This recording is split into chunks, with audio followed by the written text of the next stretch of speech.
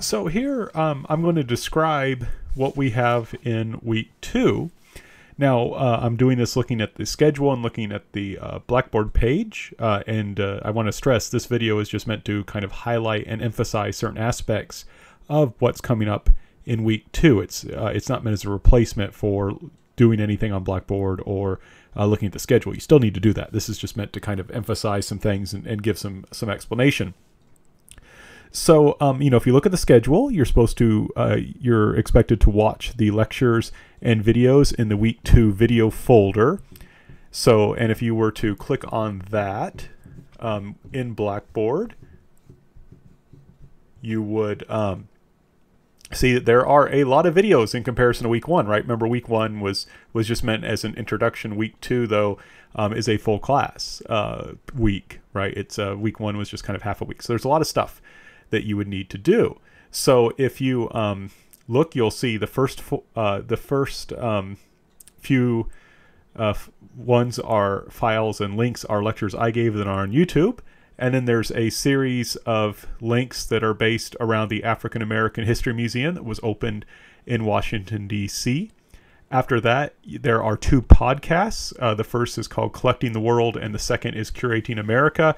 And you'll know I listed how long those are. Most of the video clips that you watch that are between 5 and 30 minutes long, these are a little bit longer, and I wanted to note that so that when you do listen to them, you make sure you give yourself plenty of time to listen to them. And you don't need to necessarily listen to them all at once, but you do need to listen to them in their entirety before you complete the response paper and you do the quizzes. So just keep that in mind. If you click on those links, those will bring you to a website that has a description of the podcast, and you can either play the podcast from that website or you can download it as an MP3 file. Just do whichever one works best for you. The most important thing is that you listen to it. And then there are a few more links to watch, and I do have them in a particular order, so that basically if you were to follow the response paper, the link should be, the order of the links should match the questions, because sometimes there's like a question that will ask you to compare what you learn from the 2 links. So that's just something to kind of keep in mind. That now that doesn't, I have all the writing assignments together, I have all the videos together on the response paper. And within those sections, within the readings, within the videos, they should be in the same order as those readings and videos appear, and that should make things a bit easier. But please do keep that in mind as you do that. I may accidentally get something out of order, but they should generally be in the correct order. So that's the video folder. If you look in the readings folder, you'll see that there are 4 readings for this week. So that's a lot more reading, right? The last week just had 1 reading because, like I said, that was the introduction. People are still trying to figure out how the course kind of works. But here is a, like I said, a full week. So there's 4 of those. Keep in mind that you do have a quiz on them. The quiz is not easy. It's meant to make sure that not only did you read them, but you retain some of the knowledge.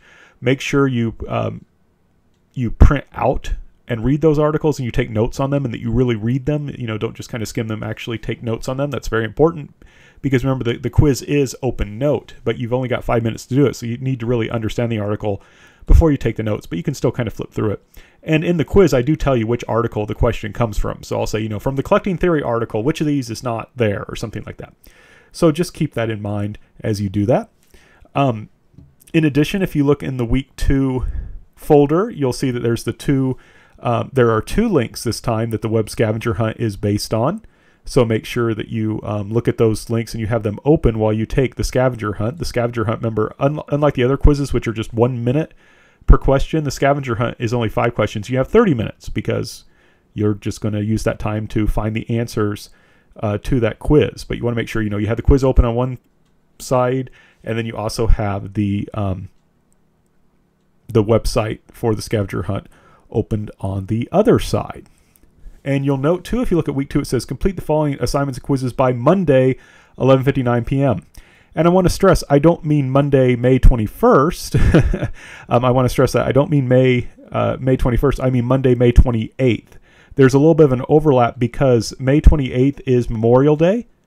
And the way that people tend to think is that whichever day is the day that they don't go to work or they don't go to school, that's kind of the last day, and they'll think, oh, my assignments are due Monday, or are due today even, and get it confused with Sunday. So that's why I kind of do that. Whenever there's a holiday like that, I generally extend things to the next day rather than have them due Sunday. So please note that those are due Monday, May 28th, right? The quizzes and the various response papers. So do keep that in mind.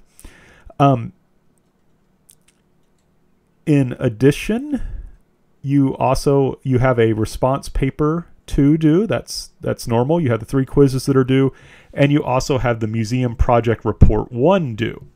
And the project Museum Report 1 that's due, that is in the one thing I want to stress about that is that this is helping to get you ready for your museum project, right? So and this is a way for me to check and see how you're doing and to kind of guide you as you put together your exhibit. Now, one thing I want to really highlight is question 5, right? And that says, provide the author and titles of 2 scholarly secondary sources you will read in order to understand the theme, time period, and place. They should be either be books or peer-reviewed articles from a database such as Academic Search Complete, which is available on the Jackson Library's database index. So I have to stress, these should not be just things that you do Google search for, and then it's got like a one-page website, and then you use that. No, this needs to be serious academic work, right? And the Academic Search Complete, you should have learned how to do this in your other history classes. If you have trouble with it, the librarian should help you. But if you just go to the Jackson Library's database index and you look that up, it lets you search for peer-reviewed articles. And of course, you could also use books, but that may be a little bit more tricky because you may have to go to a library, depending on where you're at, you may have to go to the library. If you're in Greenwood and you can come to the Jackson Library, please note you can get books there or off Pascal or Interlibrary Loan, but sometimes that takes time, and that's why journal articles might be your best bet. Now, provide the title of one primary source you'll read and utilize as part of your exhibit. That can be something you find on the internet, but it has to be a primary source. And keep in mind, a primary source is something that was written by the person at the time that we're examining. So, for example, the Declaration of Independence is a primary source. A book about the Declaration of Independence is a secondary source. So you want to make sure that that is really a primary source.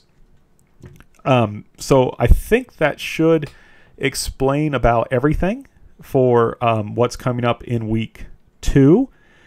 But just keep in mind that if you do have questions, if you're not sure about something, that I am available by email and I am happy to help you.